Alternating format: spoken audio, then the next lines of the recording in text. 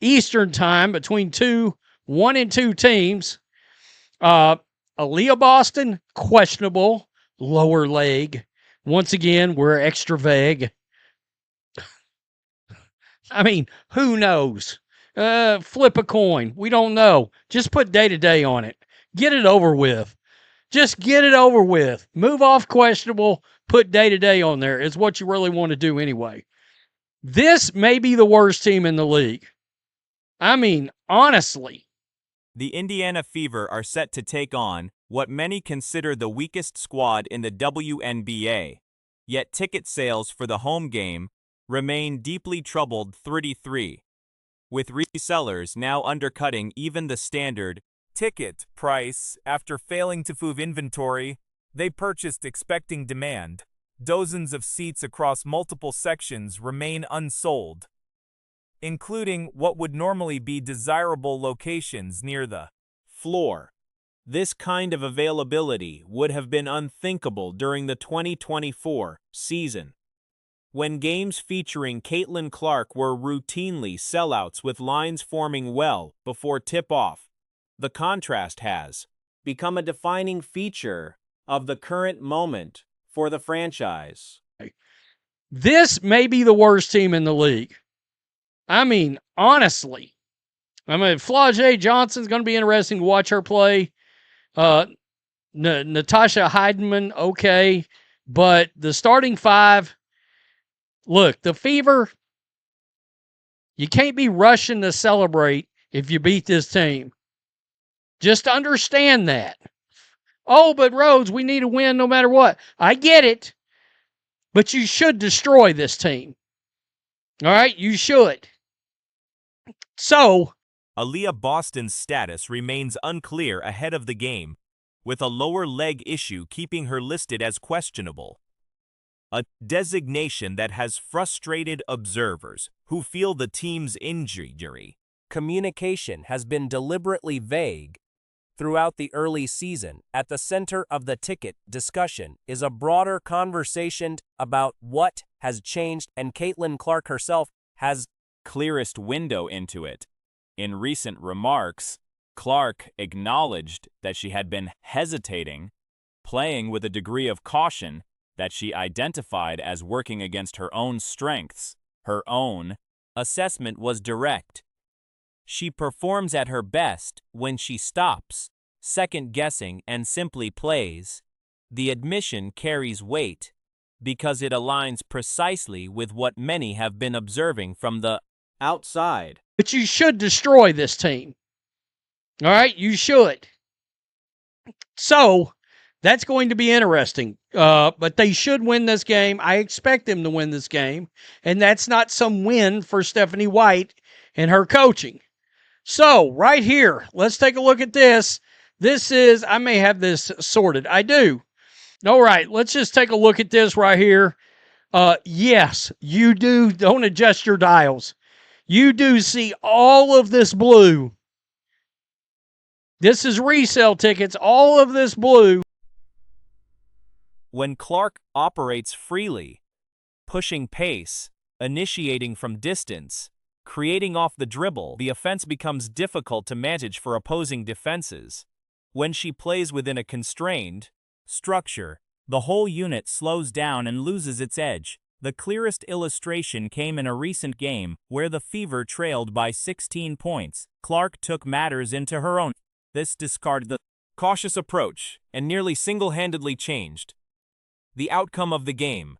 It was a glimpse of what the full version of her game looks like when she is not filtering her instincts through a system that does not appear built around her capabilities. Resale tickets, all of this blue showing available.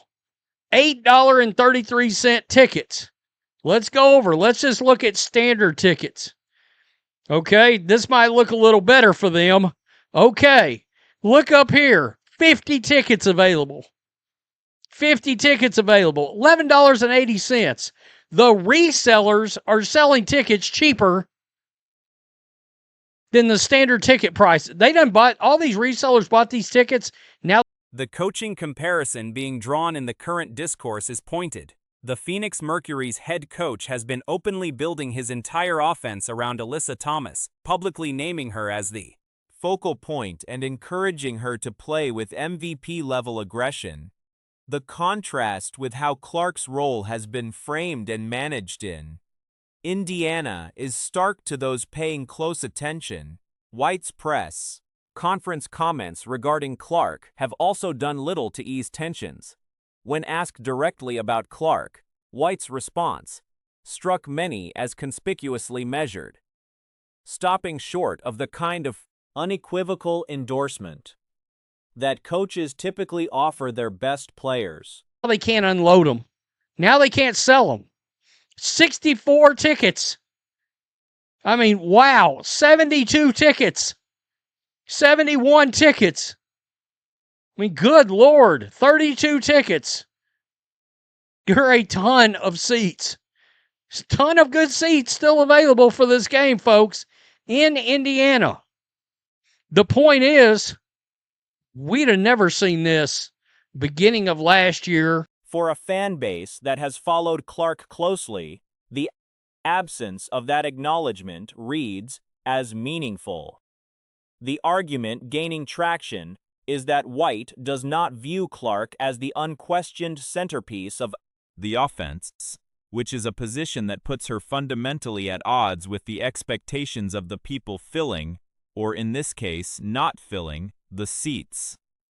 The benchmark being discussed for the season is a record around 12-8 through 20 games. Anything short of that, given the talent available, is being treated as evidence that the roster is being held back by the system surrounding it rather than by the players within it. The slow, structure-heavy basketball currently on display is seen as a poor return on the investment the organization and its fan base have made in assembling this group. Never seen this beginning of last year or in 2024. We've never seen this. But between Stephanie White and the way she, man, I got to tell you, that press conference, when directly asked about Caitlin Clark and the way she answered it, that may have run her right out of Indiana.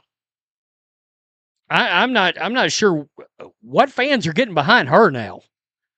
If you're Caitlin Clark broke a WNBA record and led the Indiana Fever to a comfortable win over the Seattle Storm, doing so in just 23 to 24 minutes of floor time before being pulled with the game well in hand. The final numbers were 21 points, 10 assists, and a team-leading figure in rebounds and blocks, meaning Clark topped Indiana in 4 of the 5 main statistical categories for the night. The win was never seriously in doubt. Indiana held an 80% win probability from tip-off, which climbed to around 95% for the majority of the game, and the Fever built a lead of 20 points before the coaching staff began resting starters. The record itself came with an added wrinkle. behind her now. If you're a Caitlin Clark fan, what fan is getting behind her? She can't even acknowledge the best player on the team. Why? Because she doesn't think that lady on my screen is the best player on the team. People are mad. People are mad. These comments from Caitlin Clark, I think, are very telling. Started hesitating a little bit, and probably have hesitated a little bit to start the season. And Clark had been tied for the most career games with 20 points and 10 assists in WNBA history entering the night. However, a scoring correction issued before tip-off, awarding her assists from a prior game that had been missed in the official log, technically gave her the record outright before the game even began. She would have broken it during play regardless. The early substitution drew some frustration from fans, as Clark had been on triple-double watch at the time she was removed. She had 5 rebounds through 3 quarters and played only around 1 minute in the fourth. I don't need to do that. Like, I'm best when I'm just letting it fly. So. Okay. She said, I've probably been hesitating a little bit. I'm best when I'm letting it fly. Dollars to donuts. Stephanie White hates hearing that. It's all got to be structure. See what has happened here is Stephanie White has quit allowing the best playmaker in the league. With more Tamal times, the triple-double was almost certainly achievable. The decision made sense given the score, but came at the cost of a milestone moment. Clark is currently averaging around 23 to 24 points and 9 assists per game on the season, with no game under 20 points to this point. At that pace, she is firmly in MVP contention. If we can get the 59,050 subscribers by the end of the day, that'd be incredible. Thank you guys so much for 59k. And if you're live on the stream, if we get to 600 likes, that'd be incredible. And if you're on the video, if we get even to 500, that'd be unbelievable. So, things of note: the Indiana Fever from tip-off had a 80% chance of winning. That went to 95% for the whole game. They were up. The Indiana Fever were up 20. I think the were up they subbed off Caitlin 8 minutes ago. On the Seattle side, Jade Melbourne was the most effective player, causing problems for nearly everyone on the floor, except Clark herself, who defended her well one-on-one throughout. Ziaire Cook showed enough to merit attention as a developmental prospect. Jordan Horston, highly regarded before an ACL injury, has not yet returned to that level. Horston was quiet and ineffective, and the regression has been noticeable. 8 minutes ago. They literally subbed off Caitlin 8 minutes ago and did not put her back in. Caitlin Clark was on triple-double watch. She had 5 rebounds in the third quarter, and she played maybe 1 minute in the fourth quarter. She played, I think, 1 minute in the fourth quarter. Like, if she was stayed on the floor, she would have had a triple-double. Almost certainly would have. So, look, she got pulled. And I think people are kind of rightfully pissed. For Indiana, Kelsey Mitchell put up 17 points across 28 minutes with a team-high plus 21 rating. A solid, if unspectacular, contribution. Maisha Hines-Allen was a bright spot in a different... She played within the system, avoided forcing anything, and consistently returned the ball to Clark when the play demanded it. The result was efficient and unselfish, which is exactly what the Fever need. From that role, the concerns center on a few other contributors. Rightfully pissed because, look, you want a player to win an MVP, you want a player to make history. I think there's a reason why fans are pissed at that. There's a reason why fans are pissed at that, and I don't blame anyone being annoyed at it. But at least it makes sense. At least it made sense with like when it comes to she got pulled so early.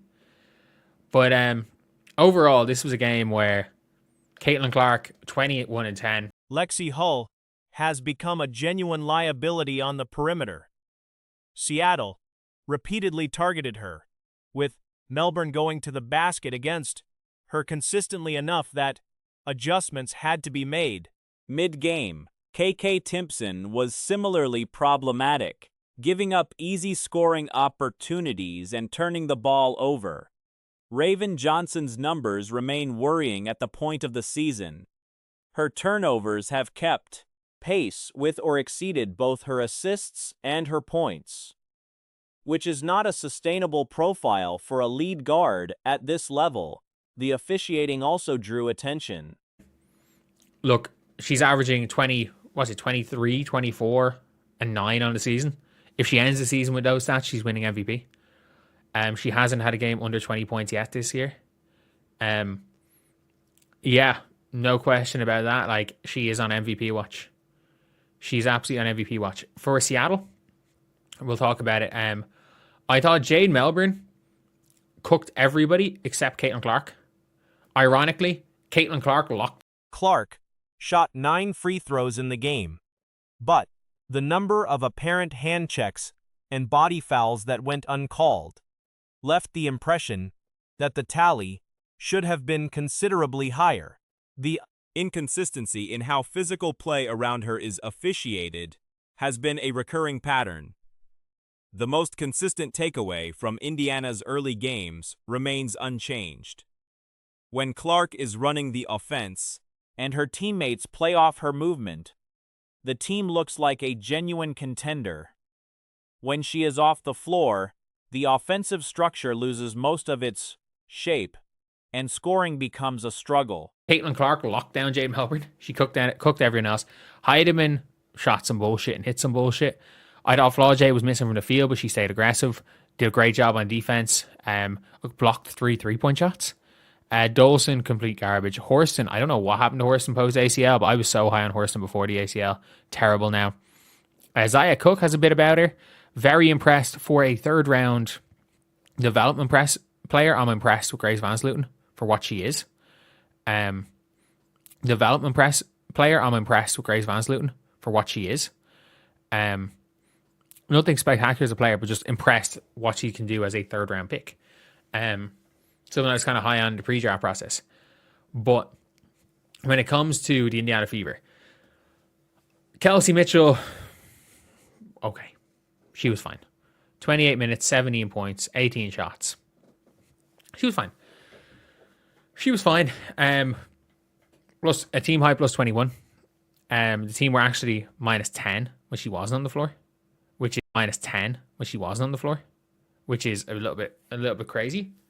But yeah, she was pretty okay. Mo Billings was fine.